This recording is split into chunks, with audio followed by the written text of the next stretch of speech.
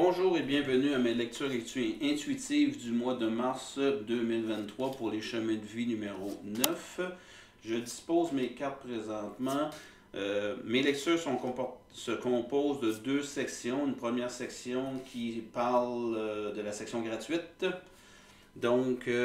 Et je vais disposer une deuxième série de cartes au milieu de ma lecture et cette partie-là sera payante. Vous pouvez l'acheter en allant sur mon Facebook sur Samuel Lecture Intuitive. Samuel s'écrivant S-H-A-M-U-E-L.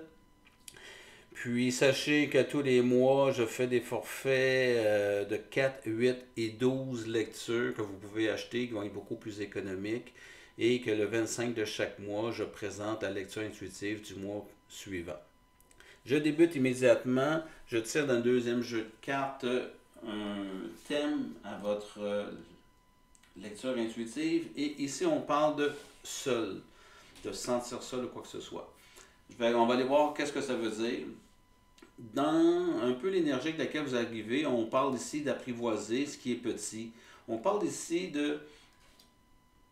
Je pense ma lecture concernant les chemins de vie numéro 9, on va parler de cloisonnement, on va parler de situations où on s'est peut-être réfugié dans une certaine forme de confort, mais beaucoup dans la notion dans une zone qui est rassurante. C'est comme si on s'était déconnecté du monde. On a peut-être été déçus, on a vécu des choses désagréables, une séparation, un divorce.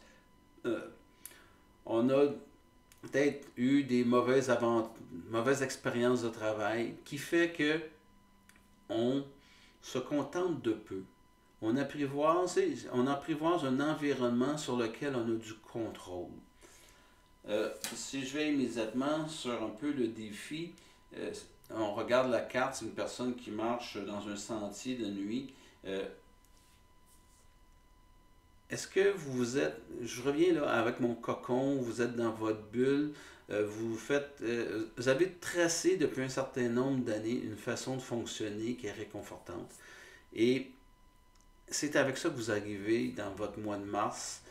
Puis on vient de passer au travers d'un hiver qui était probablement difficile pour bien du monde, comme beaucoup de gens le vivent difficilement. Les journées plus courtes, la noirceur, des choses semblables. Moi, ce que je vois, c'est qu'ici, il y a comme un besoin. Ça crie à l'intérieur de vous, à l'effet que vous êtes peut-être rendu au bout du rouleau de ces choix-là que vous avez fait il y a quelques années, de vous exclure d'une certaine façon de la société ou de restreindre les interventions ou les gens qui rentrent dans votre vie. Ici, je vois la délivrance. On voit quelqu'un qui est sous une pluie avec un orage. Je pense que le mois de mars, le chemin de vie numéro 9, va être un mois avec lequel vous allez sentir une impulsion intérieure qui vous demande d'aller vers autre chose, de sortir de votre zone de confort, de sortir de votre zone tu sais, ce faux monde que vous vous êtes créé, cette façon dont vous vous êtes créé un monde pour vous sentir en sécurité, ça crie présentement. Au mois de mars, ça va crier très fort. On vous demande d'aller faire face à la vie, faire face à l'impermanence de la vie et on vous demande vraiment de vous sortir. On voit que le sol, c'est un sol désertique. Il n'y a rien qui vous nourrit présentement dans votre choix. Certes que ça nourrit le besoin d'être rassuré, mais ça ne nous nourrit pas à l'intérieur de soi. Il y a comme une notion de... C'est plus désertique. La nourriture spirituelle, la nourriture de l'accomplissement, quoi que ce soit, on a apprivoisé ce qui est petit, puis on se contente de peu. Et je pense que Mars commence à ramener d'autres façons de vouloir vivre, d'autres façons de vouloir se réintégrer la vie et de s'offrir l'impermanence. Votre défi, on parle de stagnation, on voit quelqu'un qui est sous la neige, comme deux bonhommes de neige ou quoi que ce soit. Je pense que ça confirme un peu ce que je vous dis, c'est que la méfiance a été énormément dans votre processus au cours des dernières années. On s'est peut-être méfié des autres, méfié de notre environnement. On s'est organisé pour pouvoir être en contrôle de notre environnement, de qui va rentrer dans notre vie, et on a tenu des distances et vraiment on s'est fait un vase clos dans lequel on se sent en paix et en confiance et en sécurité. Il va falloir sortir, ça sera votre défi du mois de mars, sortir d'être là-dedans, d'arrêter d'être peu de gens ou d'être seul dans votre façon de vivre. Vous vous êtes incarné, c'est pas pour vivre seul. Dans ma croyance à moi, on s'incarne pour pouvoir vivre avec les gens, pour pouvoir, comment je pourrais bien vous dire, vivre en relation, être en relation avec les gens, et ce n'est uniquement en étant en relation avec les gens et les autres et en s'offrant l'impermanence du moment qu'on va parvenir à évoluer.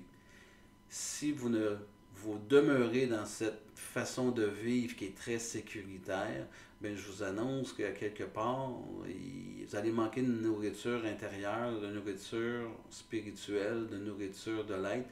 C'est comme si je vous annonçais, euh, ça va, tu sais, être là-dedans, ça va faire son temps, mais d'être déconnecté ainsi, je vous fais juste lancer l'idée. Est-ce que vous êtes en train de flirter avec, on pourrait dire, la dépression, le découragement, le manque d'ambition, avec l'ennui? C'est ce que je vois dans votre relation de couple. On voit ici un arbre qui est en train, à l'automne, je vois un arbre qui est en train de perdre des plumes, qui est en train d'être dénudé, des choses semblables. Donc, pour moi, ce choix-là, si vous êtes en couple, ben, il y a peut-être beaucoup d'ennuis dans votre couple. Il y a cette notion de... euh, il y a une distance qui s'est installée avec votre conjoint, votre conjointe. Il y a, vous avez peut-être fait le sacrifice de,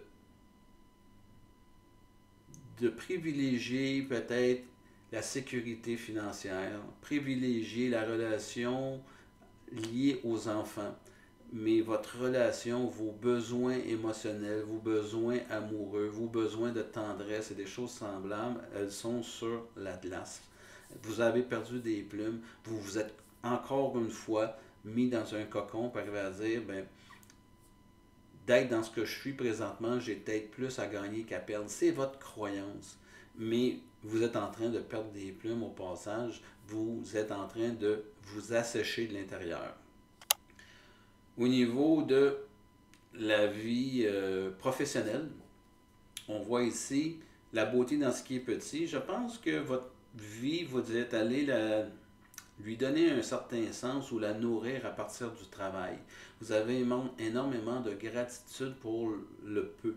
C'est un choix que vous avez fait. Vivre dans votre bulle, vivre dans avec peu de ressources. Quand je parle de ressources, ressources extérieures, ressources amicales, ressources relationnelles, fait que vous avez appris à vous contenter de peu. C'est pas bien, c'est pas mal. C'est une grande force d'avoir de la gratitude, mais à quelque part, je peux vous dire que présentement, euh, si vous allez dans cette direction-là, si vous allez faire une délivrance, sortir de la stagnation, mais il va falloir aussi ajuster professionnellement parlant ce qui vous nourrit.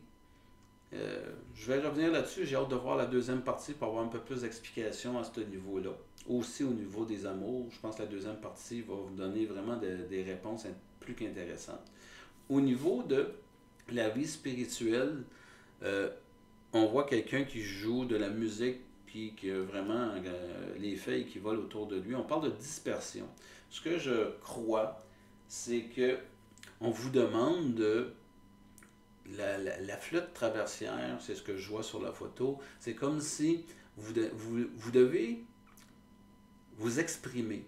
Vous devez donner du son à votre vie. Vous devez redonner euh, une vibration, une valeur à l'être que vous êtes.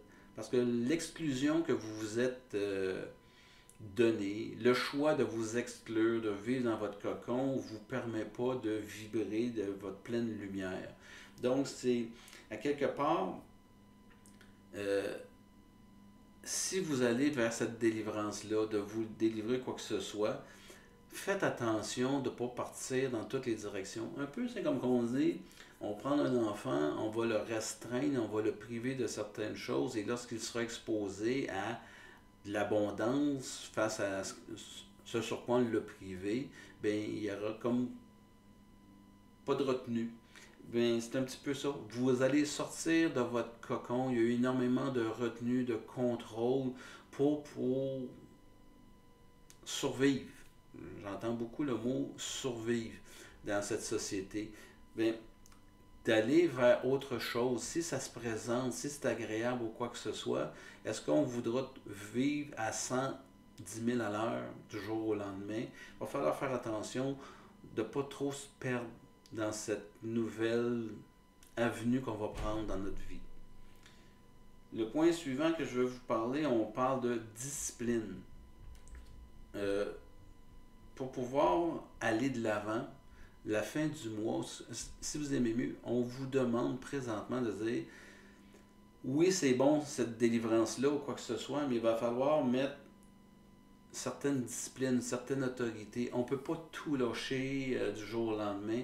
Je prendrais ce qui me vient à l'esprit comme image, c'est un peu un œuf à la coque. Si on veut sortir l'œuf de sa coquille une fois qu'il est cuit, on doit casser la coquille et enlever morceau par morceau pour faire émerger l'œuf. Mais c'est un petit peu la même chose dans votre vie. De savoir restreindre autant que ça dans notre vie, on ne peut pas éclore de même. On doit prendre le temps d'enlever chacune des coquilles sur notre œuf et pour le mettre à jour. Parce qu'oubliez pas de se mettre à jour. Prenez l'exemple de mon œuf. Mon œuf, il est fragile sans sa coquille. Il est vulnérable sans sa coquille. Et c'est un petit peu ce qu'on me dit ici, de trancher, de bien vérifier avec qui vous allez faire affaire, avec qui vous allez entretenir des relations, avec qui vous allez vous découvrir dans cette nouvelle phase de votre vie. On parle ici de trancher, c'est-à-dire de trancher par rapport à vos anciennes croyances et vos nouvelles croyances, à vos nouvelles idées. On dit d'être un peu plus ouvert aux possibilités que ce que la vie va vous offrir, mais tout en ayant une certaine forme. Vous êtes forte dans le contrôle. Les personnes les chemins de vie numéro 9, c'est des personnes qui sont très fortes en contrôle. Vous avez fait des choix. Mais là, il est temps de faire du ménage sur ce qui vous empêche d'évoluer. Donc, ça met fin à la première partie. Je vais vous partager immédiatement les cartes qui me sont venues pour la deuxième partie de la lecture. Donc, on parle des limites. Ça va énormément avec mettre ses limites. L'influence. La saisie. On parle ici de passion. On parle encore d'éclatement. On va aller voir ce que ça veut dire. Relation de couple, amoureuse, célibataire. On parle d'accroissement, de terrain fertile, de terreau fertile. Donc, bonne nouvelle. Au niveau du travail, on parle ici du chaudron. Donc, vous avez cette capacité-là de recueillir. On parle d'abondance ici, puis voyez-vous, c'est la prochaine carte au niveau spirituel. Ce cheminement-là va vous amener vraiment vers une notion d'abondance et avant l'accomplissement. Donc, il y a peut-être des choses à faire avant de s'accomplir. Donc, pour tous ceux qui vont acheter la deuxième phase de ma lecture, je vous dis à tout de suite. Et pour ceux qui n'achèteront pas, je vous rappelle que le 25 de chaque mois, je mets en disponibilité les lectures intuitives du mois suivant. Donc, au 25 mars, vous aurez accès aux lectures intuitives du mois d'avril et je vous dis au mois suivant.